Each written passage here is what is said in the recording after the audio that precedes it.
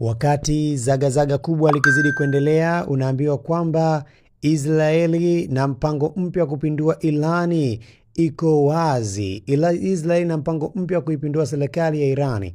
Israeli inaamini kuwa kuna tishio kubwa kutoka kwa nguvu za nyuklia za Irani. Inasema lengo kuu la mashambulizi yaliyofanya Ijumaa ilikuwa ni kuharibu tishio hilo. Lakini waziri mkuu wa Israeli Benjamin ana lengo kubwa zaidi kusababisha mabadiliko serikali ya nchi ya Irani. Netanyahu anaweza kuamini kwamba kufanya mashambulizi makubwa kuliko hapo awali anaweza kusababisha mlolongo wa athari zilizopeleka ghasia ambazo hatimaye zitasababisha kuanguka kwa Jamhuri ya Kiislamu. Ijumaa jioni alisema ni wakati wa Irani kuungana chini ya bendera yenu na urithi wa kihistoria, kusimama kwa ajili ya ukombozi kutoka kwa utawala mbaya na wa ukandamizaji. Wairani wengi wamechukizwa na hali ya kiuchumi ya nchi hiyo, ukosefu wa uhuru wa kujieleza na ukiukaji wa haki za wanawake ambao umekuwa ukidorora. Serikali ya Israeli yaonekana kuwa tishio kubwa kwa uongozi wa Irani. Katika mashambulizi hayo, kamanda wa kikosi cha walinzi wa mapinduzi ya Irani IRGC, mkuu wa majeshi na viongozi kadhaa wa ngazi ya juu IRGC waliuawa na shambulizi hilo hapo kabla haijaisha. Ijumaa alasiri Irani ilijibu kuwa mashambulizi ya kulipiza kisasi. Maneno kadhaa, vituo vya kijeshi na vituo vya anga vilishambuliwa.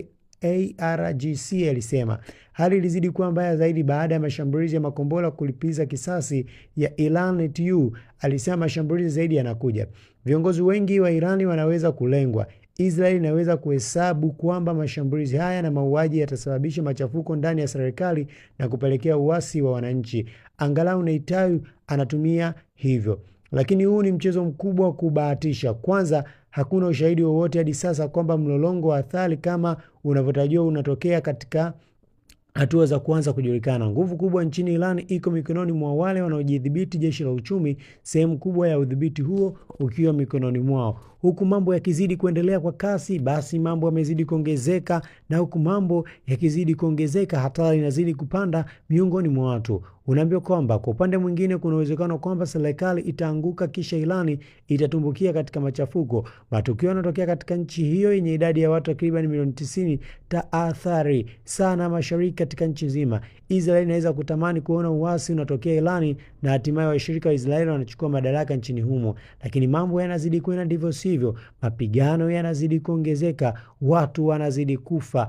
Je, nini lengo la mwisho la Irani? Sasa tunapaswa kujiuliza, ni nini lengo la mwisho la Irani? Licha ya kulenga maeneo kadhaa nchini Israeli, haionekani kuwa njia nzuri. Baadhi wanaweza kuona kuendelea kujihusisha na mazungumzo na Marekani kupunguza mvutano kwa njia salama zaidi kwa Irani. Lakini kurudi kwenye mazungumzo kama ilivyoandaliwa na Trump itakuwa chaguo gumu kwa viongozi wa Irani. Kufanya hivyo kunaweza kumaanisha wamekubali kushindwa.